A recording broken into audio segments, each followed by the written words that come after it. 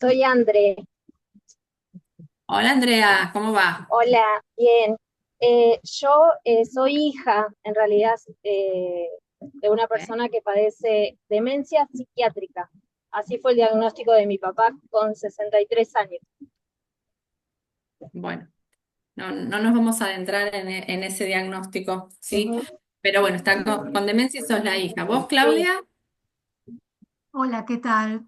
¿Qué tal? Yo ¿Encantada? trabajo con personas con Alzheimer, soy psicóloga y neuropsicóloga, hago las evaluaciones neurocognitivas y trabajo mucho con los familiares. Ok. Y Mariana me está faltando a ver si por lo menos nos puede contestar. Bueno, no sé. Les cuento un poco mi recorrido. Yo soy psicóloga y soy neuropsicóloga. Trabajé hace muchos años en el hospital con el doctor Brusco, eh, haciendo la cuestión neuropsicológica de los pacientes con demencia. Nosotros tenemos el servicio de neuropsiquiatría y neurología de la conducta y también de la enfermedad de Alzheimer. Y poco a poco también me fui acercando a todo lo que era el grupo de las familias. Y después me fui corriendo de todo lo que es la evaluación y me quedé, y hoy estoy bastante encasillada en lo que sería un poco el grupo, la comunidad, que me dedico bastante a lo que son los cuidados de los pacientes con demencias, ¿no? Que también mm, puede aplicar a cualquier enfermedad crónica, sin embargo, tiene características muy distintas. Entonces, sin dudas, bueno, vos Claudia lo vivís no lo vivís en primera persona, pero también lo vivimos a través de las personas que nosotras vamos atendiendo y la angustia, ¿no? Y bueno, vos Andrea, más si sos la hija donde se juegan un montón de cosas. Entonces, eh, a ver, ¿por qué no cambia?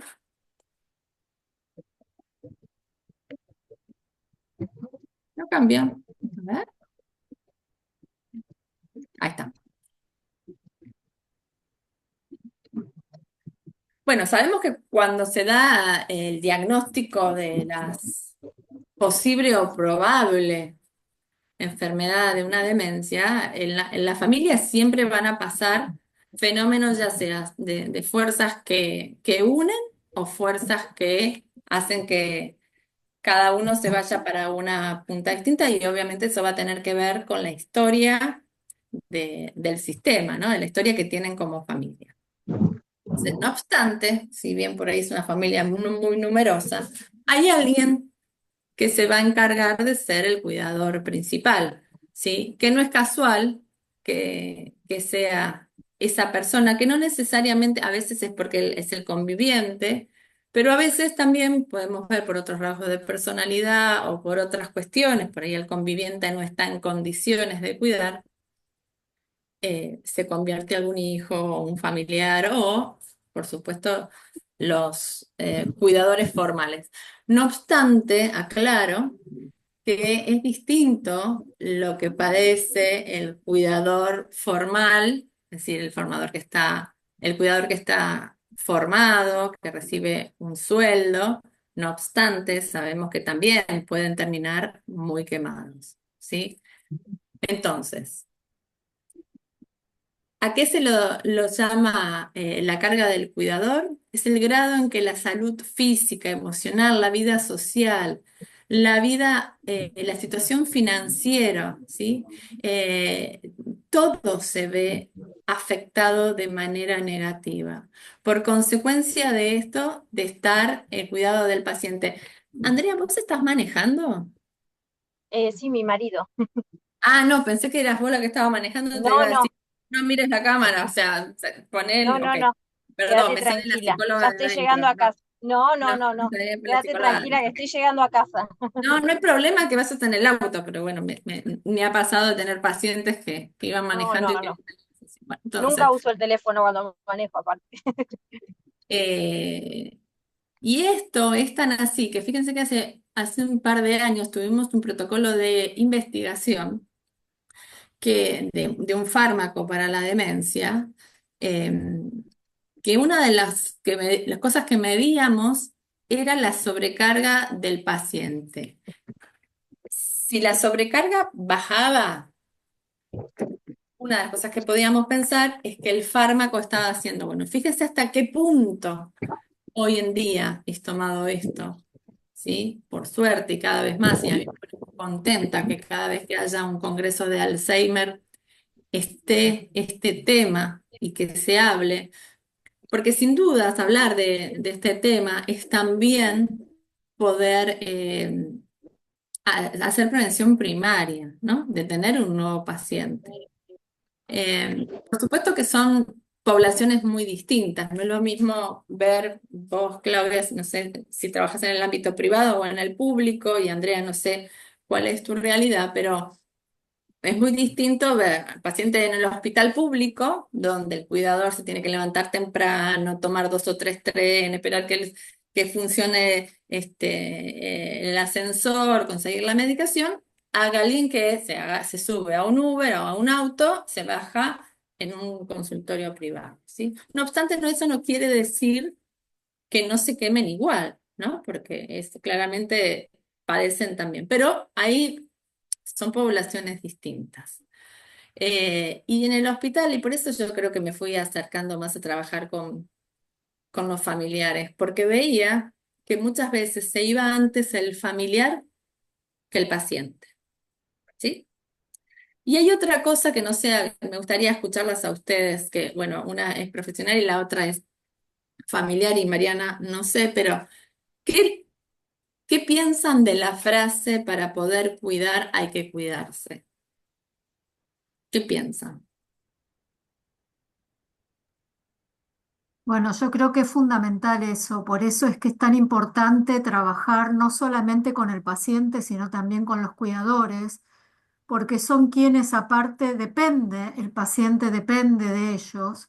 Yo trabajo en Centro de Salud Mental de PAMI, con lo cual son todos adultos mayores y sus familiares son quienes se hacen cargo de los pacientes con demencia, con lo cual tan importante hacer foco también en el cuidador y no solamente atender a las cuestiones del paciente aisladamente.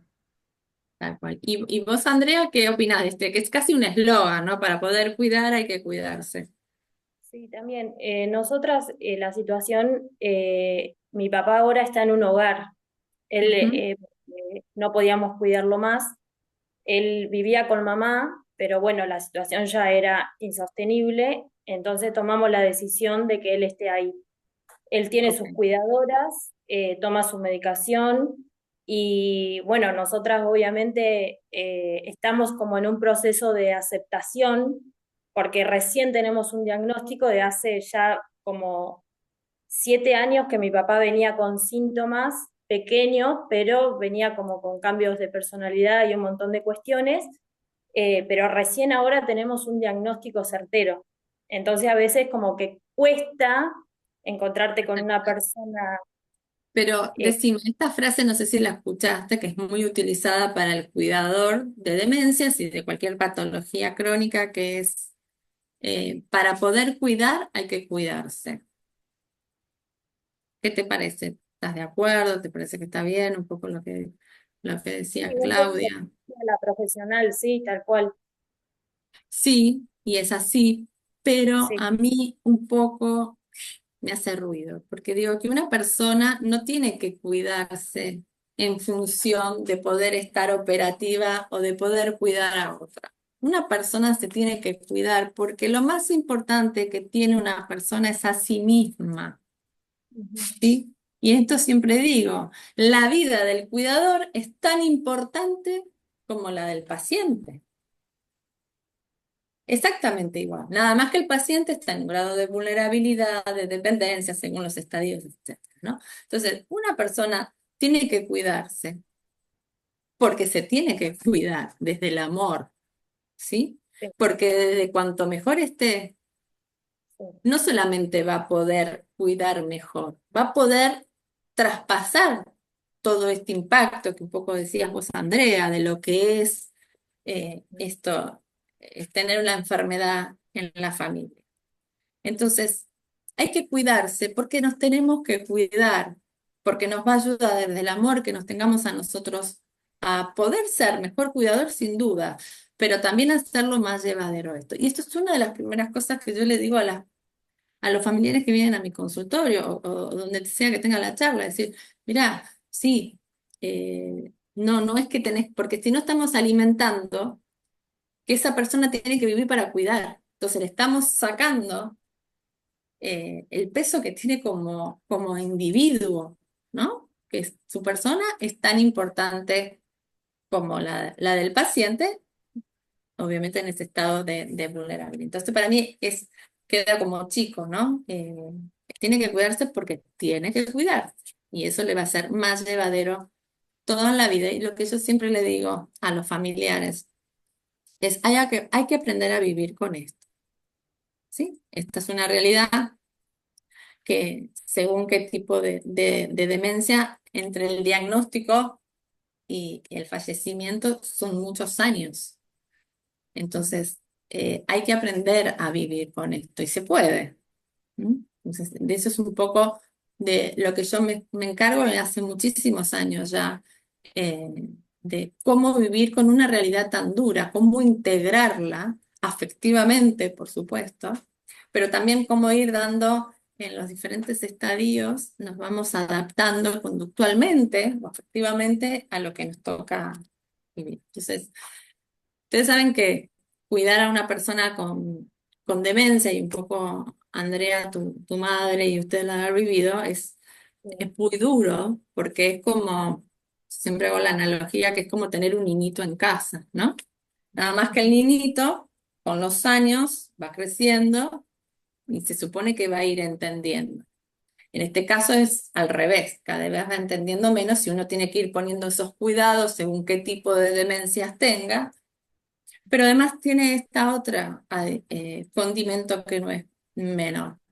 Esa persona que hoy que hay que cuidarlo con estos requerimientos es un referente, tu padre, tu marido, eh, entonces es muy difícil afectivamente. Entonces, con lo primero que tenemos que trabajar siempre es con la aceptación de esto que está pasando, que es muy difícil, ¿no? Sabemos que no es fácil, pero cuanto más pueda aceptar el familiar, más fácil le va a ser. Si usted tiene un paciente, un familiar, bueno, después pasa a ser paciente, que aún hoy me sigue diciendo, años después, que su mujer está con este diagnóstico de Alzheimer, ya bastante deteriorada, que él está esperando la pastillita mágica. ¿Sí? Sí, hace 1 o 2 años se la llevó de viaje a Israel, y fue una catástrofe, porque, digamos, desobedeció todas las indicaciones médicas, psiquiátricas, psicológicas, que obviamente, o sea, la está haciendo viajar a otro uso horario, bueno, pero sí, es una persona universitaria, digamos, que no le falta inteligencia, pero ahí está la negación, ¿no? Bueno, una persona muy narcisa, que claro, no puede aceptar que le esté pasando esto, ¿no? Entonces, eh, tenemos que tener en cuenta esto de cómo afecta y qué grado de posibilidad de integrarlo al diario vivir. Por supuesto que es todo un proceso, ¿no? Miren acá algunos datos que les muestro de, de lo que es imposible que alguien que cuida a un paciente con alteración cognitiva no esté distresado. O sea, una cosa es el estrés, ahí está como la palabra es estrés, la palabra estrés no es mala, si bien se habla en forma negativa, en realidad lo que sufre la persona es distrés, según los estadios, ¿no? Porque al principio, como bueno, se lo puede ir dejando, después hay que bañarlo, pero según los estadios hay muchísimo grado de distrés, porque además también empieza todo lo que es la alteración si hay alteración cronobiológica. Y si no la hay, si el paciente va al baño, la paciente va al baño, el otro se despierta, me decía una paciente, no, bueno, él va al baño y yo me quedo pendiente a ver si aprieta el botón y yo ya más o menos tengo calculado en cuánto tiempo tiene que llegar a mi cama. ¿Sí? Y convengamos que es la esposa, que también es añosa, o sea que no hay día que descanse bien. ¿Mm? Entonces, también una persona añosa que entra en ese distrés biológico, por supuesto que no es gratuito. Entonces ahí es donde yo decía, bueno, muchas veces veía que el familiar se iba antes que el paciente. ¿Mm? Eh,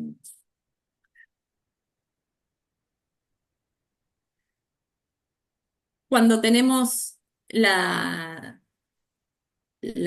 diagnóstico probable o posible de una demencia, ¿no? Por un lado tenemos lo que son las respuestas esperables, funcionales, adaptativas. Lo primero que hay es negación. No, no, justo ese día que estaba nervioso, que contestó mal, o es inexperta el neuropsicólogo.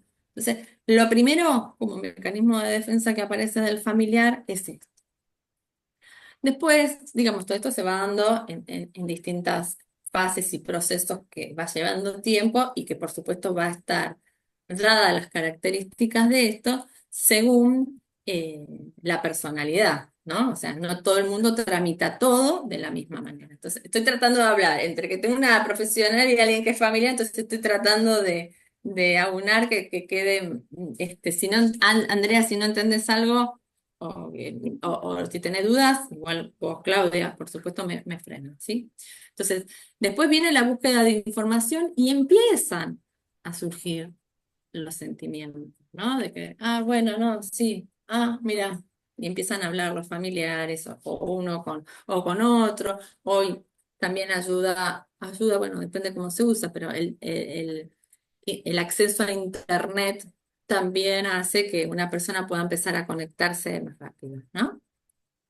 Y después empieza la reorganización con una sensación de, bueno, hay dispositivos armados, redes armadas, que por supuesto van a tener que estar eh, empezándose a aceitar, y como digo yo, cuando se terminó de aceitar hay que pasar a otro, porque es una enfermedad dinámica, ¿sí? Y esa es otra de las características, más allá de la demencia de la que estemos hablando, son dinámicos, ¿sí? Porque sabemos que es progresivo, más allá de que los tratamientos que se hagan, ya sean farmacológicos, de estimulación, lo que se trata es de hacer más lento esa declinación. Y por último, bueno, lo que es la resolución de esto, que sería cuando el dispositivo, la persona, la familia está adaptada y puede ir, como digo yo, en ese engranaje. Cuando hay que, bueno, antes tenía una persona que estaba ahí por las tardes, o yo podía salir por las tardes, se podía quedar solo. Bueno, ahora ya no. Entonces, es esto. Uno está adaptado. Cuando decimos que está adaptado, cuando tiene la capacidad de ir adaptándose a lo que va pasando en la fase siguiente, que también trabajamos. Uno es tener cierta organización, pero nunca adelantarse. ¿Mm? Porque a veces me dicen, bueno, pero cuando no me conozca, cuando se ponga agresivo, no, no, no. No sabemos si eso va a ocurrir. Cuando ocurra de ocurrir, vemos. Porque no necesariamente todo eso va a pasar. ¿Podría ser? Sí. ¿Está descrito? Sí, pero no sabemos.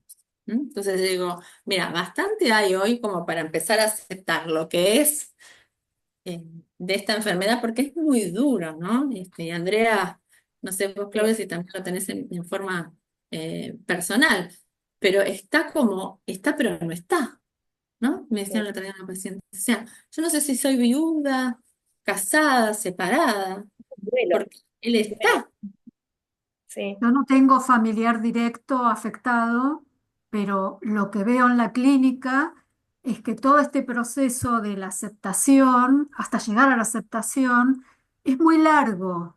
Y ahí es donde los familiares se empiezan como a olvidar de sí mismos. Esto de que decías al principio, primero hay que cuidarse porque hay que cuidarse.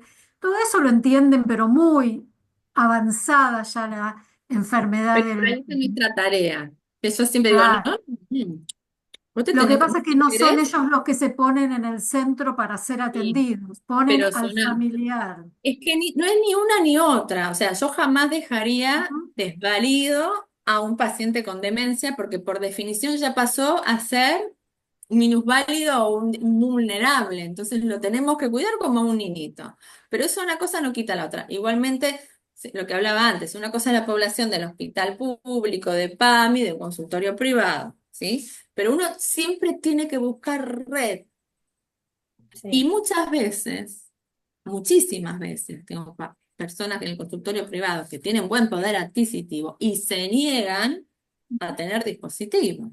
Se niegan, no, no, no pasa nada, no, no pasa nada. Bueno, una vez pasó que no, que mi mamá no quiere, no, no. Bueno, ¿qué pasó? La encontró muerta la madre porque se cayó por la heladera a la mañana a la madrugada, buscaba una ensalada de fruta y se cayó, quedó muerta. ¿Sí? Este, son cosas que uno decir, no importa si el paciente no quiere. O sea, vos si un nene no quiere ir a vacunarse, le decís, ¿no te vacunás? No. O sea, uno tiene que empezar a tener esa habilidad de empezar a llevarlo, pero que también es mucha carga, porque ya no da más el familiar. Y vos encima le estás pidiendo que tenga estrategia, la estimuladora le dice, che, ¿te podés sentar con él a hacer unos trabajitos? Vos decís, ay, no, y tiene que cocinar, tiene que, según la comida que puede comer, no puede comer, porque además, tengamos en cuenta que en general, según las edades, no son niñitos, o sea, que cada uno generalmente tienen patologías médicas, mínimo, y ni hablar si tienen patologías psicológicas, psiquiátricas, fundamentalmente el cuidador, ¿sí? Que esto le va a exacerbar eh, toda la situación. Entonces, bueno, es un trabajo multi variable, ¿no? Tenemos que tener muchas cuestiones y que a veces no tiene que ver con el dinero. Por eso aclaro que yo lo veo en el consultorio privado, que teniendo la posibilidad, se niega. No, porque no quiero a alguien en casa, no. Bueno, listo. Vos sos civil y penalmente responsable de que este paciente se quede solo y prenda fuego al edificio, ¿no? Porque vos ya sabés el diagnóstico de esta persona, ¿no? A veces uno se tiene que poner un poco áspero, pero es para cuidarlos, a ellos y a los pacientes, ¿no? Entonces, bueno, volviendo a las diapos, lo que decía, ¿no? El impacto emocional de lo que es que cuidar y la responsabilidad, sobre todo para el cuidador principal. En este caso, Andrea, me decías que era tu mamá y que se siente con toda esa responsabilidad, lo que es darle las medicaciones, porque como decías vos, Claudia, a ver, la adhesión del tratamiento a los tratamientos tiene que ser del cuidador porque el paciente no las va a tomar. Y nosotros sabemos que no, pero no de rebelde. No se va a acordar y tampoco le puede decir, no, yo la llamo y le digo que no, no sirve ese dispositivo que vos llames por teléfono y le digas, toma la medicación. No sirve.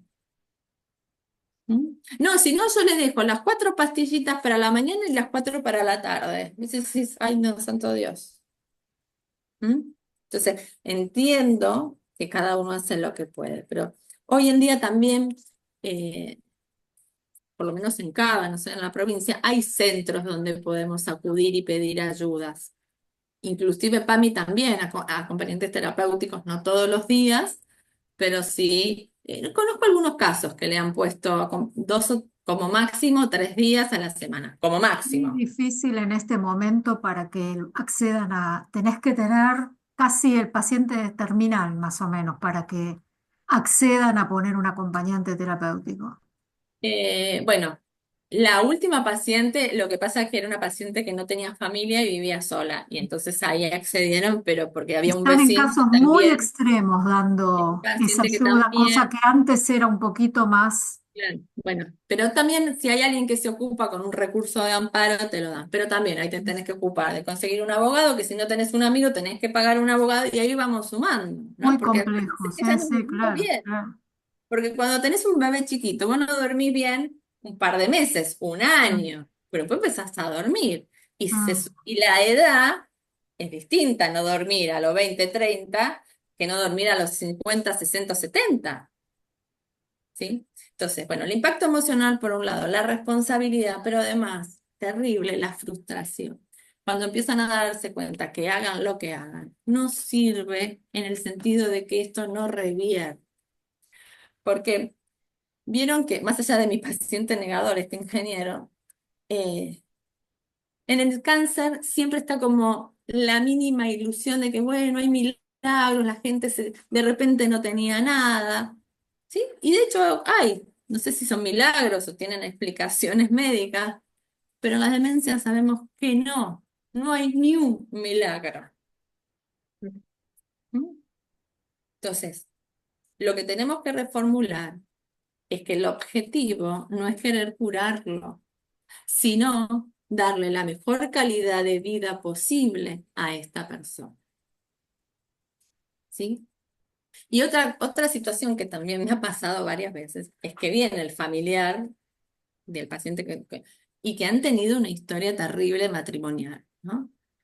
Entonces viene y le digo, bueno, ¿qué es lo que querés? Porque yo no puedo ser aliado de que, bueno, ahora que se cague, ahora bueno, que pague todas las que me hizo. Conmigo no cuentes. No te voy a decir que lo quieras y lo hagas desde el amor, pero si venís acá, por lo menos yo, es como tener un niño, hay que generar el dispositivo para que esté cuidado. No significa que vos tengas que poner el cuerpo, pero sí, o sea, si no, no cuentes conmigo. ¿Mm? Entonces, los niveles de distrés, por supuesto que van a estar según los recursos físicos, no es lo mismo una persona si tiene o no tiene dolores físicos, las contexturas, porque si este es el hombre, el paciente, la mujer, generalmente la contextura del hombre es mucho más grande que la de la mujer y son añosos, entonces también, según el estadio, manipularlo, cambiar pañales, lavarlo, higienizarlo, bueno, los psíquicos, los familiares, hay familiares, ¿sabes? Claudia, a vos te debe pasar. Uno lo que cuando viene alguien a hablar o hace una evolución neuropsicológica, lo primero que escaneamos es qué red familiar hay. ¿Hay red familiar? También es muy común, como digo yo, bueno, hay uno que está acá, que generalmente es el soltero, ¿sí? Que no es casual que se haya quedado soltero, ¿no? El solterón, ay, el que se quedó a cuidar. Alguien que viene, que manda dólares, euros, ¿no? Con órdenes. Eso es una situación muy típica, ¿no? De que como mandan euros y dólares, el otro tiene que poner como capital y industria, uno pone el trabajo y el otro el dinero. No, no, no, poner dinero es muy fácil, porque que venga acá y se quede 2 semanitas, a ver cómo, ¿no? Porque también es eso, y ahí vemos las configuraciones familiares. ¿Mm? Bueno, por supuesto, en qué tipo de ambiente vive, los económicos, etcétera. Entonces, lo que le decía antes, ¿no? Que esto es importante, poder ocuparnos de prevenir tener un nuevo paciente, que por supuesto va a ser, lo que digo, el distrés va a gatillar lo que cada uno tiene, ¿no? Porque dice, si no tenés genética o en tu ADN no tenés el cáncer, no lo vas a desarrollar, pero todo lo que es distrés sabemos que gatilla lo que nosotros tenemos, sea demencia, sea un autoinmune, sea lo que sea, ¿sí? Pero esto es abrir la puerta a que sea más fácil la llegada de lo que uno tiene. Pero además, como decía, ¿no? Tiene muchos años, entonces la persona, el familiar tiene que aprender a vivir con esta, primero, situación de dolor porque es un duelo raro. La persona está, pero ya no es la misma. De a poquito no es la misma. ¿Sí? No obstante, siempre les digo, hay algo que te va a conectar con esa persona. El olor, la mano, la piel, la mirada. Fíjate de conectarte con lo que aún queda de esa persona que es tan referente para vos. ¿Sí? Porque esos van a ser los nutrientes para seguir en este camino tan adverso, ¿sí? Pero es aprender a vivir con esta situación tan rara de dolor y de duelo permanente en cómodas cuotas. Según la demencia, hay demencias que evolucionan más rápido, ¿no? Pero en general es como que va habiendo distintas, no sé, tiempos y bueno, uno va haciendo esos duelos.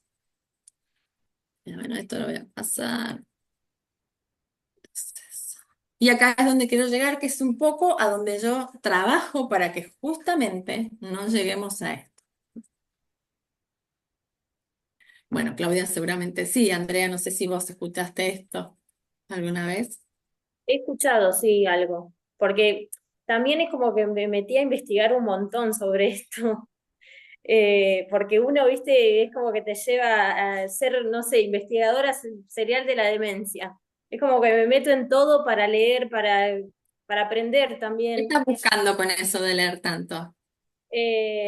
sobre el diagnóstico de papá, después también cómo cuando vas a visitarlo, qué no decirle, qué hacer, porque es como que por momentos parece que tiene lucidez, después se olvida, repite obviamente continuamente las cosas, entonces qué decir, qué no, un montón de cosas, entonces me meto a investigar, escribo, esto sí, esto no, o también cuando lo visito, le pregunto cómo se siente él, qué es lo que quiere, qué es lo que quiere comer, entonces, o conectamos con la música, eh, Sí, entonces sí, como como que que conectaba con él, y también va cambiando, porque decís, che, a mi papá no le gustaba la frutilla y ahora le encanta. Sí. claro, eso también pasó. A él le encantaba todo lo que era el helado de limón. Nunca lo vi comer otro tipo de helado. Y un día yo Y tenía helado de chocolate y le convidé y comió todo el helado de chocolate. Y es como que yo me quedé pensando y digo, es como que hay cosas que no las comía nunca y ahora las come y nada, es como un camino de aprendizaje constante. así es. Como lo decía, ¿no? Todo el tiempo es muy dinámico, Sí, muy dinámico. Entonces, eh, esto es por lo que trabajamos, para que la persona no solamente con su distrés no gatille. eh, lo que pueda tener en su ADN. Vieron que dice muchas veces el Alzheimer es contagioso, porque el familiar de ahora tiene demencia de Alzheimer. No, no es contagioso, es que por el estrés gatilló más fácil lo que sí, iba a tener o lo que potencialmente podía tener. Y entonces cuando hablamos del síndrome de Burnout, y esto es un poco lo que yo le cuento a los pacientes que estamos, no solamente para prevenir patologías, sino fundamentalmente para aprender a vivir. Es una frase media cliché, ¿no? Y no es tan buena decirlo, pero se puede. Se puede vivir con una enfermedad de un familiar que es terriblemente doloroso, pero créanme que ya con tantos años y tantos pacientes que aprendieron a vivir y también es, porque no es casual, por ejemplo, Andrea, que vos estés acá, porque hay otra familia que no le importa, ¿sí? sí. Pero tiene que ver con la historia familiar. Entonces, eh, vamos a trabajar en esto de decir, mira, es doloroso, obvio, no va a dejar de serlo nunca, pero tenés que aprender a vivir con esto, porque son muchos años y tu vida no es un borrador que después va a venir otro. Esta es tu vida. O sea, no sabemos que va a venir allá. Como yo siempre digo, bueno, Víctor Suero se murió y no volvió de verdad a contarnos si hay otra vida. Entonces, hay que vivir esta, porque es la vida también tuya, ¿sí? Y no tiene que ver con el amor, porque otra dice, no, a mí me da culpa. No, no, no. No te da culpa. Si no estamos hablando que lo vas a abandonar y dejaste de amarlo. Espera, que se me sube la gata. Entonces, ¿qué es el síndrome de Burnout de cuidador quemado? Bueno, causado por el estrés crónico, por el batallar continuo de las enfermedades con tareas monótonas y repetitivas, ¿sí? Porque es muy monótono y repetitivo. Cuando se entra, vieron que hay una depresión, llanura en la evolución, ¿no? Entonces es como y un poco también le decimos a los familiares que una de las cosas que hay que tener con los pacientes con alteración cognitiva es justamente la rutina, ¿no? O sea, tenerlo enmarcado bien en rutina. Entonces, no es, ¿por qué le digo esto? Acuérdense porque después les voy a traer de nuevo esto de las tareas monótonas y repetitivas para que se den cuenta el impacto que tiene enorme en la personalidad del que cuida, ¿no? La sensación de falta de control y tiene síntomas negativos, la sensación de desrealización, perdón, de sentimientos negativos hacia los enfermos. Bueno, no sé, Andrea por ahí es más joven, la empleada de Gasalla, que decía atrás, atrás, atrás, ¿se acuerdan? Vos no, Andrea. Bueno, No. esa persona tiene síndrome de burnout, ¿sí? ¿Qué es eso? Es un profundo desgaste, ¿sí? Que experimenta la persona y que la lleva a experimentar, es un cuadro psiquiátrico, ¿sí? Que en realidad al principio estaba hecho, hablábamos acá de los docentes del cuadro de Bernal, hace ya unos años que empezamos a hablar de este cuadro, ¿sí? Que por supuesto ahora vamos a ver, hay personalidades que nos facilitan más el cuadro de burnout, pero todas las personas están expuestas a la situación de cuidado de pacientes crónicos, están con posibilidad de burnout. Ahora, si el paciente es con demencias o psiquiátrico, peor, porque nos bancamos todos los seres humanos. Nos bancamos escuchar de gritos de dolor a nuestro ser querido, pero la alienación mental, la productividad psicótica, verlo alucinar, delirar, confuso, el declive, esto de que es él pero no es él, es terriblemente insoportable para el ser humano. ¿Escucharon Sí. lo que dije? Nos bancamos mejor. Que grite de dolor, pero que yo entre y me diga, hola hija, y soy la hija. Que me digan, ¿y vos quién sos? ¿Mm? Eh, y pasa que como es una enfermedad tan larga, de evolución tan larga, que la persona sobrevive a todos esos años, que el embudo se va haciendo, porque bueno, por ahí la madre, pero después los hijos también tienen que hacer su vida, y la madre misma, según la configuración familiar, dice, no, ustedes chicos tienen que hacer su vida, ustedes tienen sus hijos, ¿no? Digamos. Entonces empieza a ser como muy solitaria el tema del cuidado. Y es cumplir, y es cumplir. Bueno, ya le di de comer. Bueno, ahora se acostó. Bueno, ahora lo tengo que levantar. Ahora lo tengo que... Terrible.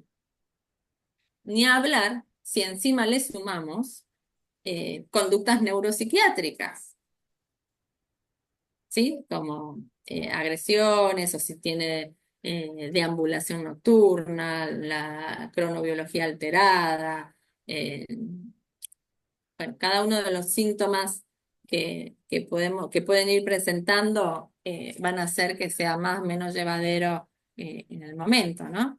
Pero es realmente muy duro. Entonces, esta es la definición, ¿no? Lo primero que es el agotamiento emocional, no doy más, no puedo más, es apatía, no tengo energía. Lo único que haría es estar en la cama y dormir, dormir, dormir, dormir, dormir. Esto es lo que refiero, ¿no?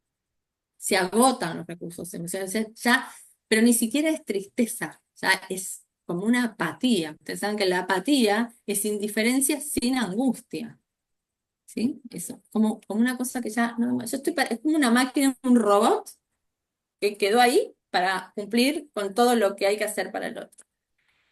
Y la despersonalización, que esto es lo que le decía de atrás, atrás, ¿no? Como que hay reacción negativa hacia la gente. Inclusive para los pacientes, y por ahí Claudia vos lo has visto, te lo han contado. Muchos tienen la fantasía de homicidio y suicidio. De hecho, ha pasado. ¿Sí? Bueno, yo no aguanto más, lo mato, lo mato. Y hasta, a ver, uno tiene que facilitar esto, porque no se animan a decirlo. ¿Sí? Entonces decimos, mira, esto no significa que realmente tengas el deseo, porque si no ya lo hubieses hecho. ¿Sí? Esto significa que vos crees que esto es la única manera de poner un fin a todo esto, ¿sí? A todo esto que sabemos, que no hay luz, ¿sí? O sea, es un túnel cada vez más abajo, más abajo, más oscuro, más oscuro, más oscuro, más oscuro. ¿Mm? Y por supuesto que con el tiempo también Ya no hay nada que tenga que ver con el placer, o sea, no hay una realización personal, la persona pasa a ser alguien a expensas de un otro. Entonces, los factores que hacen a la sobrecarga a la sobrecarga de los cuidadores en relación al enfermo es cuando la demencia ya es muy profunda, cuando ha transcurrido mucho tiempo en el diagnóstico, cuando hay productividad psicótica, alucinaciones, delirios. Cuando hay agresividad, negativismo, o sea, el paciente se niega a irse a bañar, a comer, a tomar la medicación, la agitación. El síndrome del atardecer, el sundowning, que a partir del atardecer empiezan a manifestarse más los síntomas neuropsiquiátricos, por supuesto cuando hay incontinencia, vómitos y escaras, porque hay que trabajar con ellos en el tema del cuerpo. Y lo que decía antes de la cronobiología y múltiples dolencias médicas. Y en relación al cuidador que va a hacer que esté más expuesto a, a enfermar o a desarrollar un cuadro de burnout, es, bueno, por supuesto la subjetividad o la interpretación idiosincrática que tenga relación a todo lo que le está pasando, ¿sí? Que tenga mala salud previa, si los cuadros psicológicos, psiquiátricos que lo hacen más vulnerable es la depresión o trastornos de personalidad, cuando no hay pareja, no hay matrimonio, no hay amigos íntimos, cuando se hace es mayor o anciano, sin otra actividad aparte del cuidar, sin otros pacientes que convivan en el domicilio, por supuesto, lo que les decía antes, si tiene bajo nivel económico, todo lo va a hacer más difícil y por eso va a aumentar la sobrecarga. La ausencia de apoyos sociosanitarios que también hacen que esto sea más difícil y el desconocimiento de la enfermedad y de su manejo práctico. A ver. ¿Alguna pregunta? No. Bueno. Eh, y fíjense estos datos que puse de trastornos físicos del cuidador primario, que el 70% de los familiares que cuidan a los pacientes suelen tener peor salud que los miembros de la familia que no son cuidadores. Tienen peor salud, pero no por la condición médica solamente, sino porque ya no van al médico. Dicen, no, bueno, ¿y fuiste? No, no. Pero ahora el paciente tiene todo el día, el neurólogo, todo el día. ¿Sí? Se sienta, hace la estimulación. Muchas veces me peleo con los neuroestimuladores y digo, escúchame, no basta. O sea, yo entiendo que tiene que estimular, busquemos otro dispositivo porque se está quemando. No, no puede más. Encima se tiene que sentar y ver cómo no le sale 2 más 2 4. Cuidémosla o cuidémoslo. ¿Mm? Y los más, bueno, estos son algunos de los trastornos más comunes que vemos en los pacientes. Sistema inmunológico, hay un estudio hace muchos años que los pacientes, los cuidadores se les dio a un grupo la vacuna y a casi una vacuna, no me acuerdo de qué, pero casi nadie le prendió por el estrés a los cuidadores. Se hizo una población con cuidadores y una control. Bueno, lo que les decía antes, ¿no? Menos conductas de cuidado, al contrario, lejos de tener. Dice, bueno, no, yo después salgo, me fumo 5 cigarrillos juntos cuando él se queda dormido, ¿sí? Y por supuesto que empiezan según los accesos a las automedicaciones, ¿no? Al alcohol, que también funciona como un psicofármaco. A ver. Y esto es lo que les decía antes, fíjense, que se sienten inundados y desbordados por el problema. Hay una sobreimplicación emocional y se centran obsesivamente en el paciente, ya cuando pasan muchos años en soledad del cuidado. Están pensando todo el tiempo en el paciente. Y usted dice, bueno, se va, el otro día me decía una paciente, no, bueno, yo me fui, ella hace gardener, creo que se llama, que hace cosas de jardín, y dice yo, pero estoy las 2 horas ahí pensando cómo está mi marido en casa, porque si se cae, porque si esto, porque si lo otro. Bueno, ahora también con el tema de las cámaras, bastante se está ayudando, ¿no? Pero no se puede vivir así. Esta es una familia de muchísimo dinero, pero no hay forma que quiera poner un dispositivo. Entonces, lo que les decía, empieza a conceder demasiada importancia a detalles como, che, no están los picaportes bien lustrados, ¿no? Como que se empiezan las hornallas, que tiene la función obsesiva, digamos, que estoy obsesiva y veo obsesivamente todo. Y también, mientras yo pienso en que esto no está bien lustrado, me descentra un poco de mi realidad tan dolorosa. Por supuesto, están más irritables de costumbre y hostilidad hacia el paciente u otras personas, lo cual, según las personalidades, según las historias, va a dar culpa, angustia, bueno, y es todo un círculo. Bueno, y los actos repetitivos rutinarios, y alguno dice, yo ya no soy lo que era o la que era antes. Y acá esta es la personalidad que hace más vulnerable a enfermar, lo que se conoce como personalidad codependiente, ¿sí? Que es un vínculo particular en que un miembro padece una enfermedad y el otro ocupa el rescatador, ocupa el rol de rescatarlo, enfermando por ella. ¿Sí? Vieron que a veces hay un hijo o una hija soltera que vive para el padre y lo cuidó. Ay, viste qué divino. Él vivió para el padre toda su vida y lo cuidó hasta el día de su último día de su muerte. ¿Sí? Eso es un codependiente. ¿Qué pasa? El codependiente tiene una personalidad especial que vive en función del otro, pero es una patología de la enfermedad. ¿Sí? Entonces, cuando uno detecta esto, decir, no, vení, vení. Sí, a mí se me acuerdo cuando hacían las evaluaciones neurocognitivas, que por ahí tomaba la primera entrevista con el familiar y si veía que el familiar estaba, le pasaba el pañuelito, le daba el agua. O sea, ahí ya te das cuenta de la cosa tan obsesiva y pendiente del otro, ¿no? Que no se es solamente con eso, pero si le cae un, un cuidado de esto, le viene como anillo al dedo. ¿Sí? Eh, entonces, empiezan a desaparecer los intereses propios y las necesidades de uno, o sea, uno pasa a ser realmente nadie para uno. ¿Mm?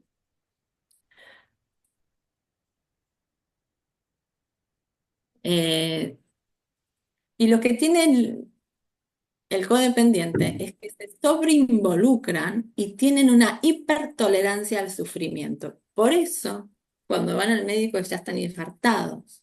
¿Sí? Hay, bueno, a mí me ha pasado, ya no, pero tener familiares con este cuadro y siempre conseguir una empleada que quiere estar de lunes a lunes con ese familiar. No, no, yo me quedo con la abuela, salgo un ratito los domingos. Uno se siente que sí, qué lindo, qué bueno, pero me ha pasado antes de ser psicóloga, de dedicarme a esto. Y hoy mío digo, pobre persona, no tenía vida, pero era feliz. Y entonces uno le decía, qué grande, gracias, porque necesitan de esta aprobación de la mirada del otro. ¿Sí? Entonces, lo que falla son sus mecanismos de autoprotección. Pero esto no solamente en los codependientes, sino en el familiar. Y es lo que tenemos que trabajar. Que no es, ay, tengo un dolorcito y no. ¿Mm? Esto que decía, la necesidad imperiosa de aprobación externa y muy mala relación con el placer. Y entonces, si acá vamos, lo que yo trabajo, ¿sí? Andrea, que por ahí ahora empieza una nueva etapa para la familia, que papá esté en esa institución y es trabajar el duelo de que ya no esté en casa, la culpa de haberlo institucionalizado, ¿no? Y con todo lo que juega. Sí. Pero no sé cómo fue este caso, pero un poco por lo que voy viendo creo que es saber que si uno institucionaliza al familiar en este caso es porque no quedaba otra, porque a veces no hacerlo es un abandono de persona, ¿sí? Bueno, O decir, bueno, pero mi mamá se iba a morir, entonces está bien que sea es que internado. sí, es que todo lo que vos nombraste de toda esa patología, alucinaciones, agresividad, todo eso, papá lo tenía y él tenía todo ese vínculo con mamá. O sea, muchos años de casados y de repente papá se convirtió en una persona extraña para mamá y mamá hizo lo que pudo. ¿Cuántos Eh, años tu mamá? Mi mamá tiene 51 años y papá cumplió ayer 63 años.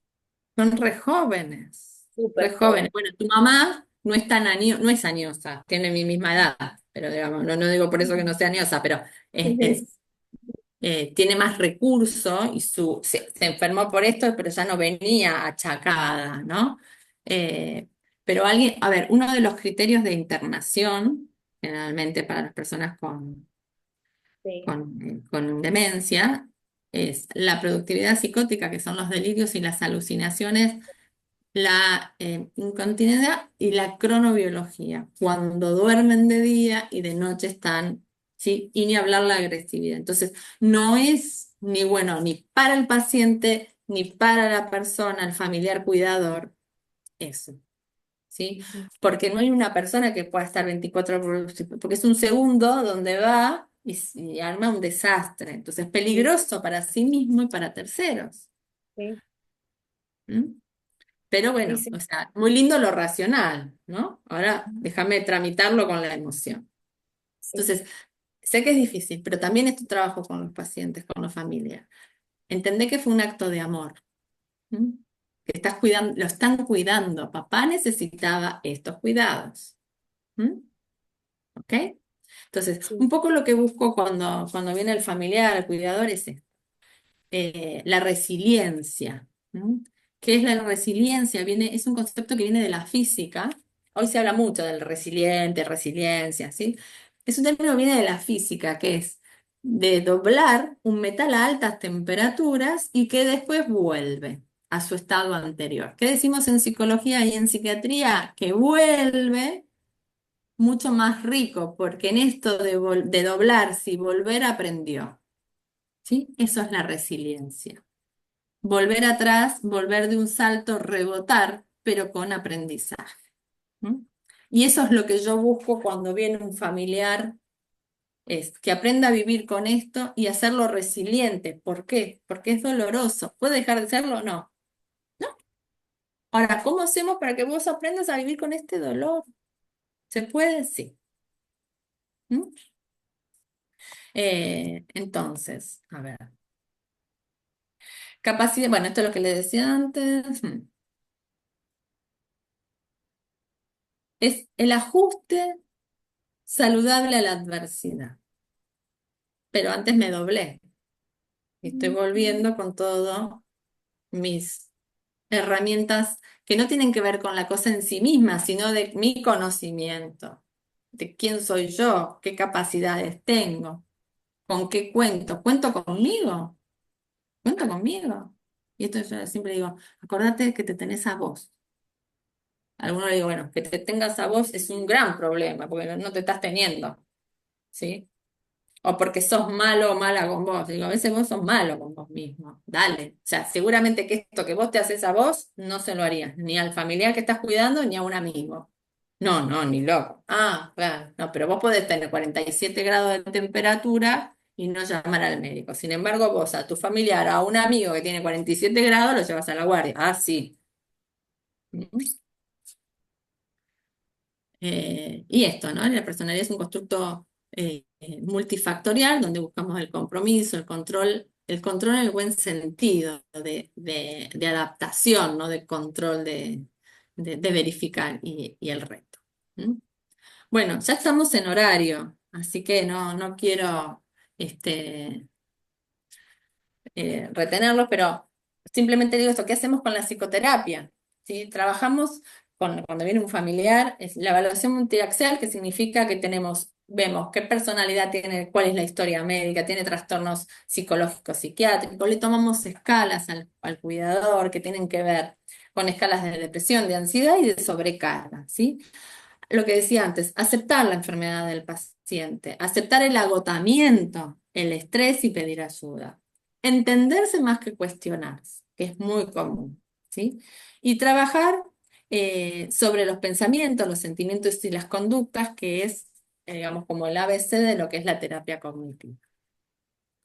Los sentimientos negativos hacia el paciente, que es esto que le decía que a veces está la idea de homicidio, y después le da mucha culpa, y los sentimientos también de culpa y de deber, yo debería, siempre que en terapia cognitiva escuchamos, yo debería, estamos frente a una distorsión, ¿sí? No vivir anticipadamente el deterioro, lo cual dije creo que al principio, sí tener cosas, planificaciones que son necesarias para hacer más fácil el mañana, lo que tenga que ver con negocios, con firmas, ¿sí? Eso ir haciéndolo tranquilo porque después llega un momento donde todo es más complicado. A veces, bueno, según el caso, si se lo nombra, se lo declara incapaz, obviamente que tiene el apoderado y es distinto, ¿no? Eh, y como yo le digo, hay que generarse esas burbujas de oxígeno, tomar oxígeno todos los santos días, ¿sí? Hay que ver, que a veces es mirar la novela tranquila, no es, ay, se me levantó, no se levantó. No tienen que ser los lugares que sobran, sino que tienen que ser espacios realmente buscados. Le damos técnicas de relajación, de meditación, de mindfulness. Y mira, Andrea, trabajar la posibilidad de institucionalizar al paciente cuando es necesario, porque si no, le están haciendo un mal. Si es requerida, al paciente le están haciendo un mal, ni hablar al cuidador, ¿no? Sí. Bueno, no sé si quieren alguna pregunta.